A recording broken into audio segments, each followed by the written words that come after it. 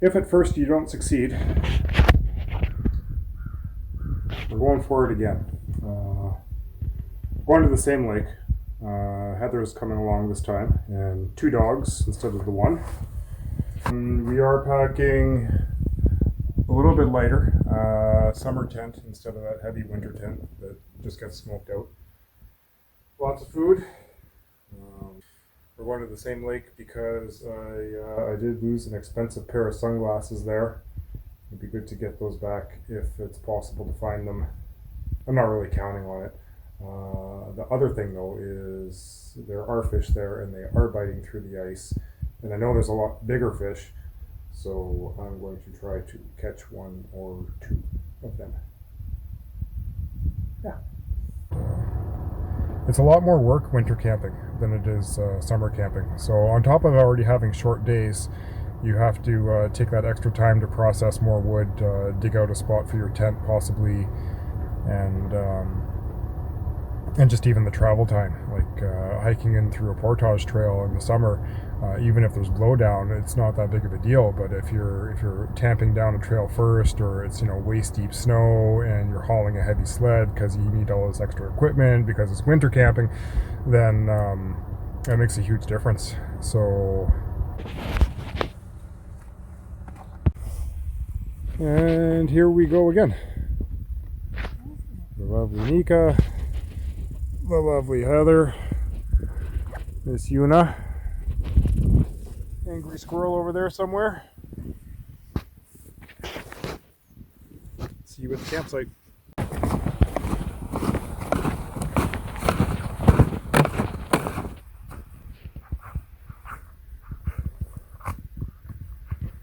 Are you ready?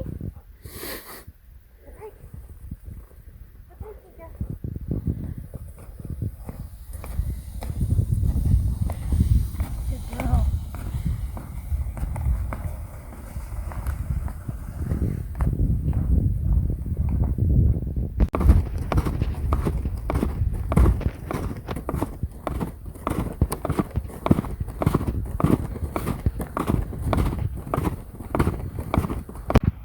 So we've let the dogs off, and we're running a system where she pulls and I push, and it is a lot easier than this was last week.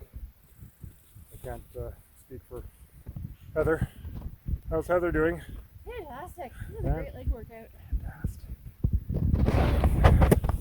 And now we've got a full array pulling the sled. Good job. There's a couple other folks up there. I don't think we have our eyes on the same campsite, so that's all right.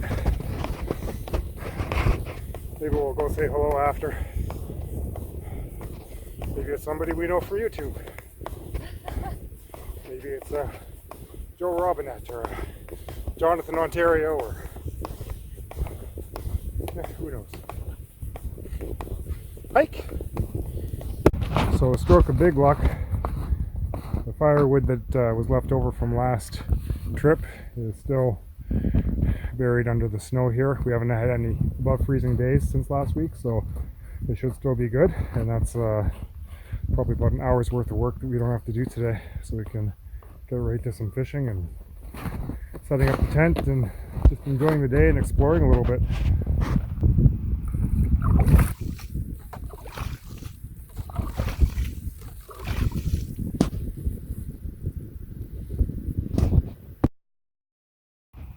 So having a second person with you makes a world of difference.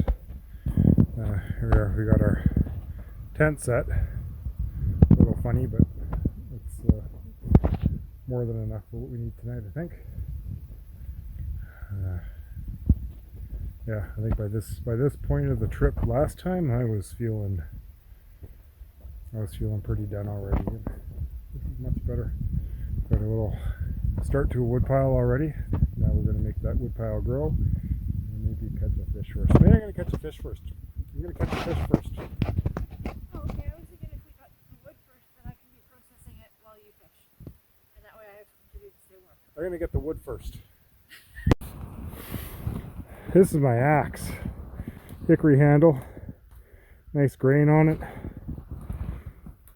Nice and sharp. It's It's a carpenter's axe.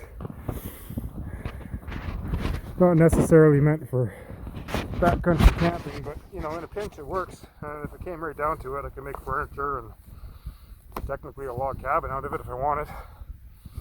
Well, if I knew how, but it's the correct tool to do a lot of things.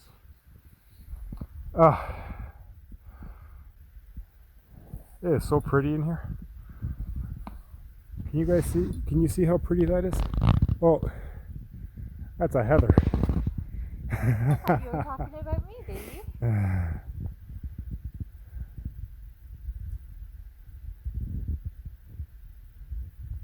Just absolutely gorgeous. Glad we're doing this. Found some nice dead standing maple. Nice thing about having two people is while I am off catching a fish or two, Heather is going to process the firewood. I showed you my axe. That's the axe. This is an interesting little piece. It's kind of like the predecessor to the Agawa Canyon saw. The Agawa Canyon saw? Is it the Agawa Canyon saw? Agawa Canyon saw. Is that the one Joe Robinette uses? Anyways, this way it doesn't fold up quite so easily. You take off this little wing nut here, the whole thing comes apart and it slides into that one main tube. But for now, we're going to leave that to Heather.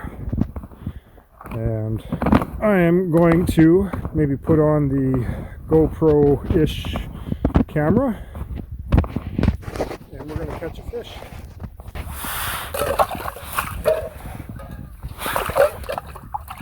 Unlike last time, there's a crazy layer of slush and water on top of the ice, so no problem getting water this time.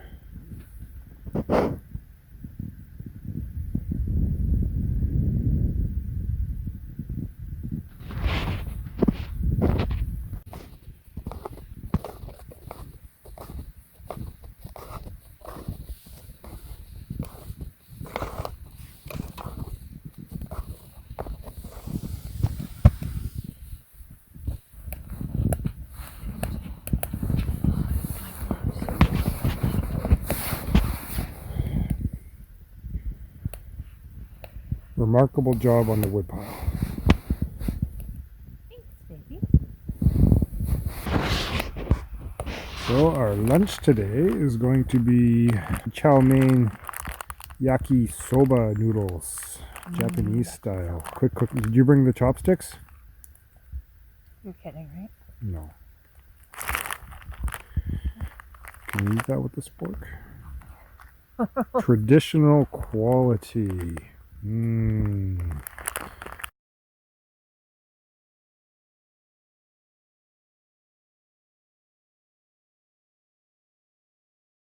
once again, we're bailing on the overnight camping. Nika the Malador is too cold. She's been shivering. She's not jumping around and having fun like a regular sled dog would to keep warm. So we will try it again some other time. Oh, by the way, I haven't said this. I've had 3 videos up and I haven't yet said if you enjoy what you're seeing, or even if you're mildly entertained by it, please like and subscribe, because that's what YouTubers are supposed to say, right? And I only have 18 subscribers, and that's I think we could do better. I'm counting on you. You know, I'm a little concerned that the car's going to be stuck. It spun quite a bit just trying to turn it around in the little parking area. It is not a 4-wheel drive vehicle. So Toyota or Ford or Subaru or anyone who might be listening, if you want to sponsor us, Home and Carter Expeditions, Home in Algoma, any and all of the above, with a all-wheel or 4-wheel drive vehicle, we could probably talk terms. We are blessed with a roaring fire this evening. We're going to have our hot dogs, and then we are packing out of here once again in the dark. This has become a weekly tradition for Home in Algoma. this time it's in a little bit better spirits.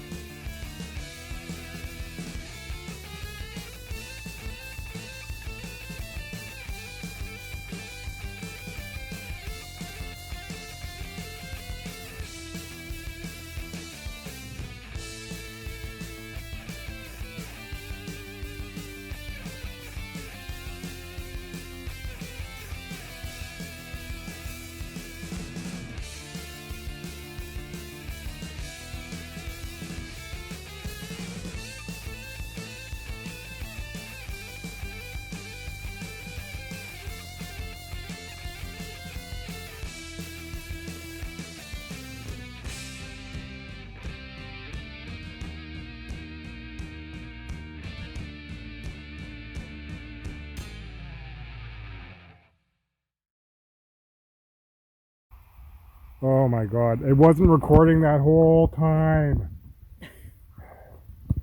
That's so frustrating. Okay, so I said, hey, we're going back out the Gamma Trail in the night, and it's kind of beautiful and kind of scary, and ooh, spooky. And then the dogs came, and Nika's eyes were green, and Yuna's eyes were red, and I said something about Jedi and Sith, and it was pretty cool. And you missed it all, because I thought it was recording, but it wasn't. So, this is probably the end of the video, unless there's some real shenanigans with the car. I suspect it's probably going to be a little bit stuck, but hopefully not too stuck.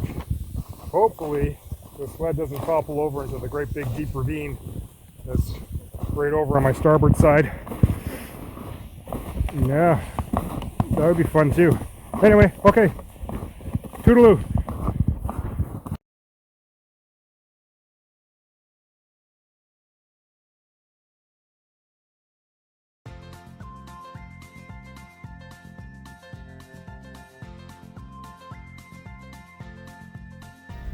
Some say it's a sexy axe.